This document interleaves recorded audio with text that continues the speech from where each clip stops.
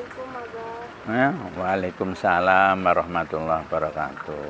Sehat Pak? Alhamdulillah, doa para santri dan para ustadz ya meskipun bagaimana Pak tetap sehat. Gimana ini ada kabar apa? Iya, alhamdulillah kesempatan kali ini Abika bisa berjumpa dengan Abah. Dan harapannya semoga Abah sehat, Amin, amin. dilindungi oleh Allah. Amin, amin. Dan pada kesempatan kali ini Afifah di sini pertama ingin meminta doa kepada Abah, semoga Ya, amin, amin. Afifah mendapatkan ilmu yang bermanfaat, Amin, amin, juga amin. bisa bermanfaat bagi diri sendiri maupun masyarakat luas. Dan yang kedua, mendekati bulan suci Ramadan, ini kan Afifah sudah lumayan lama di sini ya, Iya, iya. dan ingin memberitahukan kepada teman-teman pemirsa YouTube sekalian tentang Pondok Pesantren Darussalam Kalibakung. Nah, itu alhamdulillah kan beberapa waktu kemarin kita sempat mengadakan harlah juga Ya. yang ke-29, artinya Pondok Pesantren ini sudah berdiri kurang lebih 1/4 abad loh. Iya. Dan itu awalnya itu Abah mendirikan Pondok Pesantren pas tahun kapan gitu? Oh, iya. Ya, terima kasih. Assalamualaikum warahmatullahi wabarakatuh. Mohon maaf loh, ini saya sedang berkebun ya, jadi pekerjaan saya itu kalau pagi ya karena tidak pergi kemana-mana yang jauh-jauh ya paling berkebun di lingkungan pondok pesantren ini. Ya.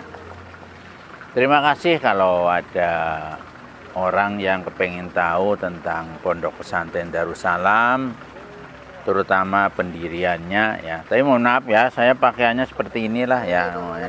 Ya yang penting tak nutup aurat ya.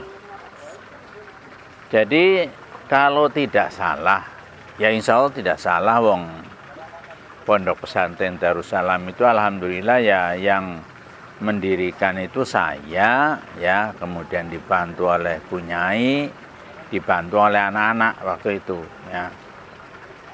Jadi kalau tidak salah Pondok Pesantren Darussalam itu didirikan pada tahun 1995 ya. Berarti udah berapa tadi?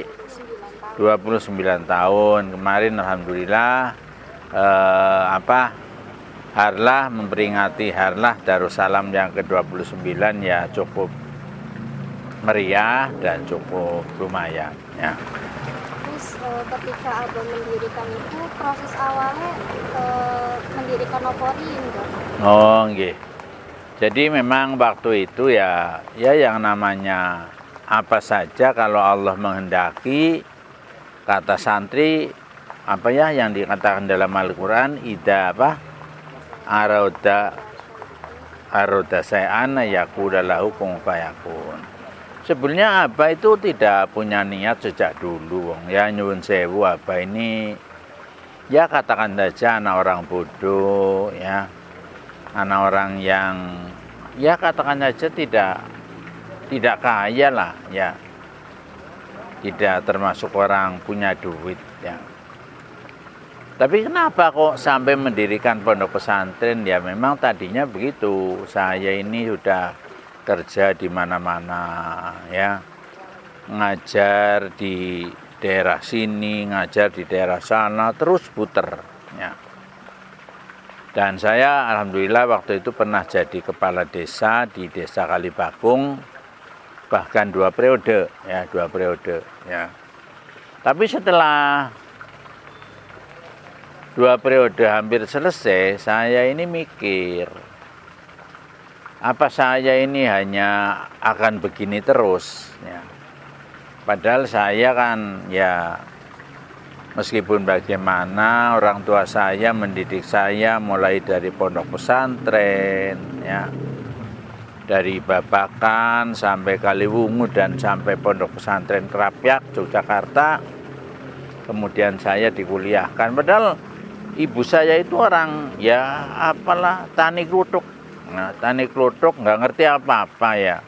Tapi kalau saya ini kepengen ini ya orang tua saya itu mengabulkan. Saya kepengen sekolah ya orang tua saya mendukung. Saya kepengen kuliah, orang tua saya menyerahkan sepenuhnya kepada saya. Saya kepengen mondok, orang tua saya ya mendukung ya. Yang akhirnya saya ini bisa menyelesaikan studinya waktu itu di S2 ya. Malah belum S2, baru S1 ya. Kemudian setelah saya mikir-mikir, saya sudah mondok ya, sudah kuliah ya. Masa iya saya ini harus begini aja, hanya begini saja ya. Akhirnya saya timbul pemikiran ya, gimana ya kalau saya ini mendirikan pondok pesantren ya, kira-kira bisa apa enggak, padahal wong saya ini ya maaf saja, ini memang terang-terangan saja waktu itu belum ada pesantren di pondok di Desa Kalibakung itu belum ada pondok pesantren ya. Tapi saya omong-omong dengan Bu Nyai ya, Bu Nyai sekarang. Tapi kalau saya ngomong Bu Nyai sekarang jangan dianggap dulu pernah punya Bu Nyai, itu tidak ya. Jadi memang hanya satu-satunya itu. Ya, saya omong-omong ini gimana kalau kita buat pesantren aja ya. Ya niat mengumpulkan anak-anak ngaji, barangkali ada yang mau. Seperti itu ya. Jadi awal mulanya dari forum pengajian. Iya, dari forum pengajian Majelis Taklim malah waktu itu, jadi saya mendirikan Majelis Taklim. Kalau tujuan Abah dalam mendirikan pondok itu tujuannya atau maksud tertentu gitu Bang? Ya jelas ya, tujuannya itu kepengen mengamalkan ilmunya saya sendiri ya. Dan yang kedua kepengen mencerdaskan orang lain ya, yang belum ngerti tentang agama biar ngerti agama itu ya. Makanya waktu itu ya, waktu saya mendirikan itu kan saya punya santri hanya 3 ya, hanya 3 ya, 3 kamarnya 3 waktu itu ya. Jadi iya kamarnya 3 dan wisara katon saiki ya, jadi sudah hilang semua ya. Jadi kamarnya 3, santrinya 3, WC-nya 1 waktu itu kalau tidak salah ya. Akhirnya berjalan bulan demi bulan ya, tahun demi tahun, rasanya kok dirikan pesantren angel ya seperti ini, santrinya kok nggak ada yang datang, paling 3 terus ya. Waktu itu berjalan 1 tahun itu hanya punya santri 3 ya. Kemudian saya berpikir dengan istri saya, gimana kita coba mendirikan aja lah ya, mendirikan sekolah formal ya. Waktu itu yang pertama didirikan itu MTS ya, Madrasah Sanawiyah Darussalam, dan di sekitar Kalibakung itu ya belum begitu banyak yang namanya pondok yang namanya MTS ya, ada MTS tapi di luar pondok pesantren ya. Iya, jadi memang seperti itu. Yang akhirnya saya coba-coba tanya kepada teman-teman yang pernah mendirikan MTS, kepada Kementerian Agama, bagaimana caranya mendirikan MTS waktu itu. Dan alhamdulillah dengan semangat saya, dengan Bu Nyai, dan didorong oleh anak-anak masih kecil ya, masuk Ning Yeni, Gustiar, Gus Yusin masih kecil semua ya. Jadi saya berdua itu semangat untuk mendirikan MTS ya. Ya ada yang bantu, orang lain ya ada yang bantu ya, tetapi ya fokusnya adalah saya berdua ya, dan didukung oleh anak-anak ya. Berarti mulai santrinya banyak itu memang dukungan dari Abah mendirikan MTS ya? Iya, jadi memang iya, jadi setelah saya mendirikan MTS, terus yang namanya santri itu mulai tambah terus ya. Jadi waktu itu sempat santrinya itu nyampe 100 lah waktu itu setelah saya mendirikan MTS ya. Dalam jangka waktu berapa tahun? Ya jangkanya hampir 3 tahun ya, karena menjelang meluluskan itu santrinya ya sampai ratusan lah waktu itu ya. Ya alhamdulillah, terus manfaatnya itu bisa dirasakan ya. Iya, jadi betul-betul dirasakan. Saya yang sedikit punya ilmu bisa dikembangkan, dan orang lain yang sebetulnya harus sekolah kemana-mana nggak usah kemana-mana, biayanya cukup ringan ya. Dan anak-anak yang tadinya tidak terdorong sekolah lanjutan pertama, karena di sini ada, akhirnya pada terdorong. Itu waktu itu ya. Waktu itu sudah ada anak-anak yang sekolah di lanjutan pertama, tapi kan harus keluar apa di Lebak Siu, apa di Babakan, apa di Slawi, apa di Bojong. Ya. Waktu itu seperti itu. Ya. Kalau dulu sih Mbak yang membuat pesantren Darussalam ini bisa berkembang maju, apakah ada keistimewaannya gitu Mbak sehingga bisa dirasakan oleh masyarakat? Jadi begini, kalau bicara istimewa sih nggak istimewa sebetulnya. Hanya memang saya ini bersikeras ya. Jadi yang namanya pesantren itu jangan hanya sekedar membicarakan tentang agamaan sih ya. Jadi ya apa-apa yang terkadang ada orang tidak setuju, terkadang ada orang memandang ini pesantren apa-apaanan sih, anak membuat ini, membuat itu dan lain sebagainya ya. Tapi saya cuek, yang penting saya ini berjalan di jalur yang benar yaitu agama Islam ya. Berarti dalam prosesnya itu nggak selalu mulus ya Pak? Ya nggak selalu mulus, jadi yang namanya ini sebagai ajalah dasar Anda semua para santri barangkali mau mendirikan pengajian, mendirikan pesantren lebih tingginya itu tidak mulus ya, pasti ada hambatan dari luar, hambatan dari dalam dan terutama hambatan ini ya, hambatan ini itu biasa ya. Jadi itu ini sebagai bekal Anda sekalian nanti barangkali ya, yang saya sih semuanya saya doakan yang mondok di Pondok Pesantren Darussalam ini nantinya ya minimal punya murid ya.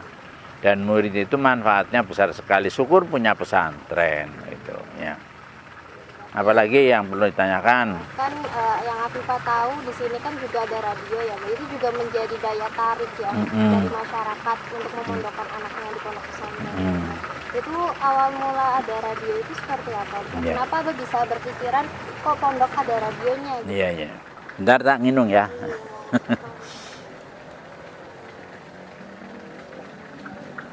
Alhamdulillah.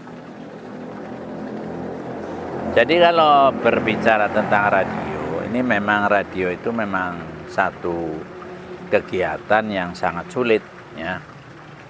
Dan saya memang punya tekad di Pondok Pesantren Darussalam itu harus ada radio. Sehingga saya ini studi banding ke sana ke sini terus ya mubeng ya bagaimana caranya mendirikan radio.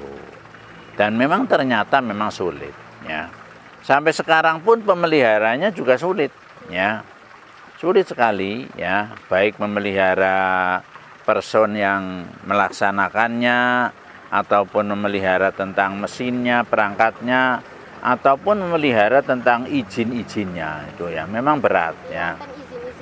Jadi yang namanya radio itu izinnya berat ya. Jadi izinnya itu mulai dari ketua RT sampai ke atas terus sampai ke Menteri Kominfo ya, Kementerian Kominfo ya.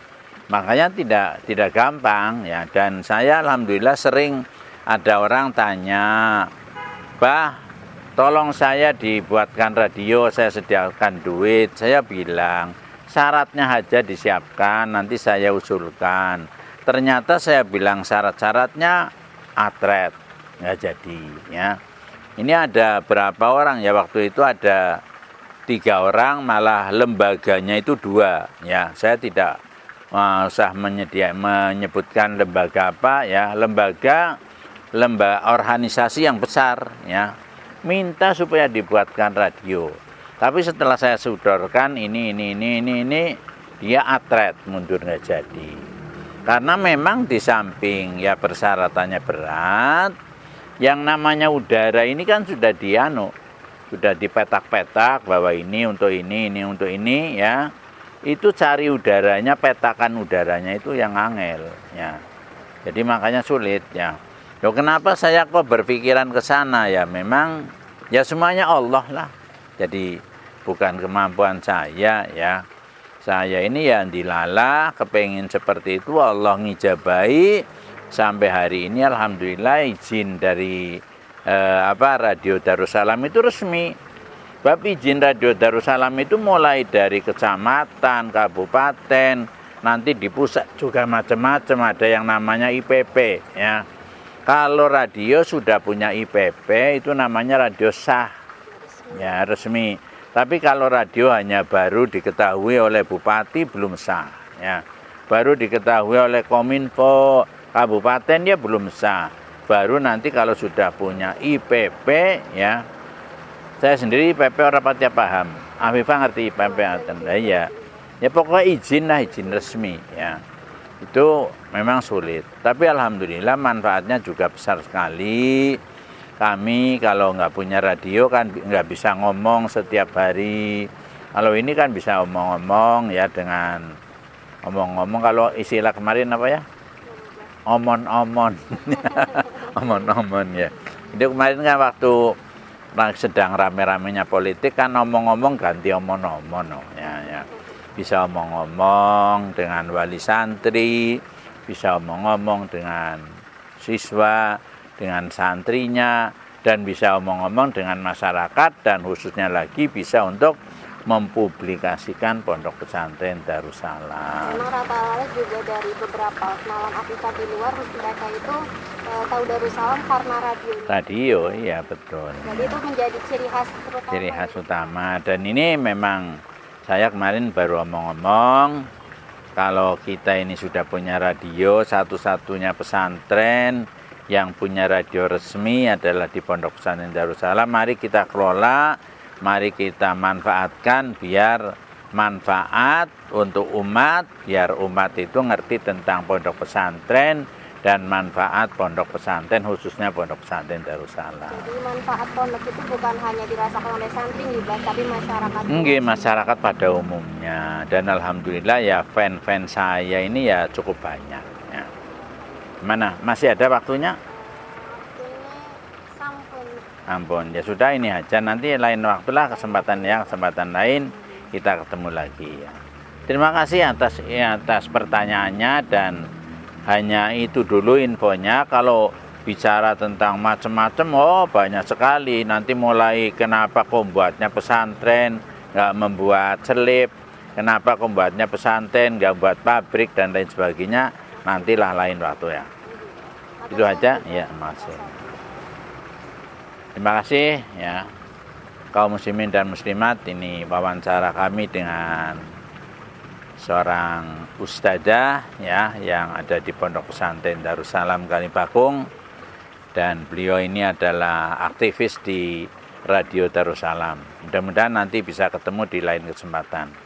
Dari saya cukup sekian saja. Wassalamualaikum warahmatullahi wabarakatuh.